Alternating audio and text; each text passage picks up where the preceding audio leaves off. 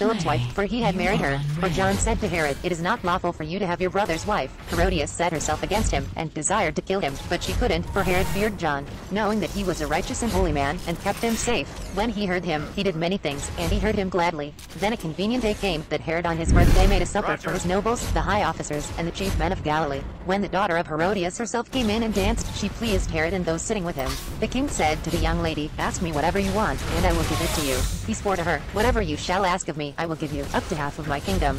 She went out, and said to her mother, "What shall I ask?" She said, "The head of John the Baptizer." She came in immediately with haste to the king, and asked, "I want you to give me right now the head of John the Baptizer on a platter." The king was exceedingly sorry, but for the sake of his oaths, and of his dinner guests, he didn't wish to refuse her. Immediately the king sent out a soldier of his guard, and commanded to bring John's head, and he went and beheaded him in the prison, and brought his head on a platter, and gave it to the young lady, and the young lady gave it to her mother. When his disciples heard this, they came and took up his corpse, and laid it in a tomb. The apostles gathered themselves together to Jesus, and they told him all things, whatever they had done, and whatever they had taught. He said to them, "You come apart into a deserted place, and rest a while." For there were many coming and going, and they had no leisure so much as to eat. They went away in the boat to a deserted place by themselves. They saw them going, and many recognized him and ran there on foot from all the cities.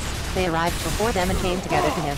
Jesus came out, saw a great multitude, and he had compassion on them, because they were like sheep without a shepherd, and he began to teach them many things. When it was late in the day, his disciples came to him, and said, "This place is deserted, and it is late in the day. Send them away, that they may go into the surrounding country and villages, and buy themselves bread, for they have nothing to eat." But he answered them, "You give them something to eat."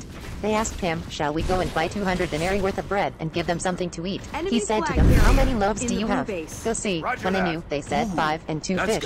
He commanded them that everyone should sit down in groups on the green grass. They sat down in ranks by hundreds and by 50s. He took the 5 loaves and the 2 fish, and looking up to heaven, he blessed and broke the loaves, and he gave to his disciples to set before them, and he divided the 2 fish among them all. They all ate, and were filled. They took up 12 baskets full of broken pieces, and also of the fish. Those who ate the loaves were 5,000 men. Immediately he made his disciples get into the boat, and to go ahead to the other side, to Bethsaida, while he himself sent the multitude away. After he had taken leave of them, he went up the mountain to pray. When evening had come, the boat was in the midst of the sea, and he was alone on the land. Seeing them distressed in rowing, for the wind was contrary to them, about the 4th watch of the night he came to them, a-walking on the sea, and he would have passed by them, but they, when they saw him walking on the sea, supposed that it was a ghost, and cried out, for they all saw him, and were troubled. But he immediately spoke with them, and said to them, "Cheer up, it is I, don't be afraid." He got into the boat with them, and the wind ceased, and they were very amazed among themselves, and marveled, for they hadn't understood about the loaves, but their hearts were hardened. When they had crossed over, they came to land at Gennesaret, and moored to the shore. When they had come out of the boat, immediately the people recognized him, and ran around that whole region, and began to bring those who were sick on their mats, where they heard he was. Wherever he entered, into villages, or into cities, or into the country, they laid the sick in the marketplaces, and begged him that they might touch just the fringe of his garment, and as many as touched him were made well. Chapter 7 ended. Then the Pharisees, and some of the scribes gathered together to him, having come from Jerusalem. Now when they saw some of his disciples eating bread with defiled, that is, unwashed hands, they found fault. For the Pharisees, and all the Jews, don't eat unless they wash their hands and forearms, holding to the tradition of the elders. They don't eat when they come from the marketplace, unless they bathe themselves, and there are many other things, which they have received to hold to, washings of cups, pitchers, bronze vessels, and couches.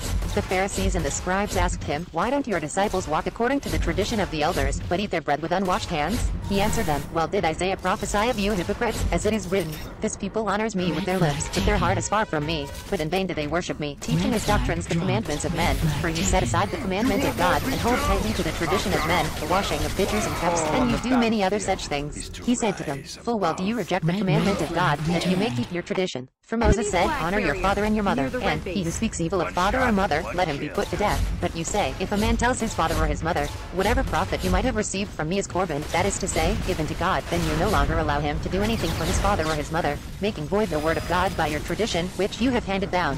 You do many things like this." He called all the multitude to himself, and said to them, "Hear me, all of you, and understand. There is nothing from outside the man that going into him can defile him, but the things which proceed out of the man are those that defile the man. If anyone has ears to hear, let him hear." When he had entered into a house away from the multitude, his disciples asked him about the parable. He said to them, "Are you thus without understanding also? Don't you perceive that whatever goes into the man from outside can't defile him, because it doesn't go into his heart, but into his stomach, then into the latrine, thus purifying all foods?" He said.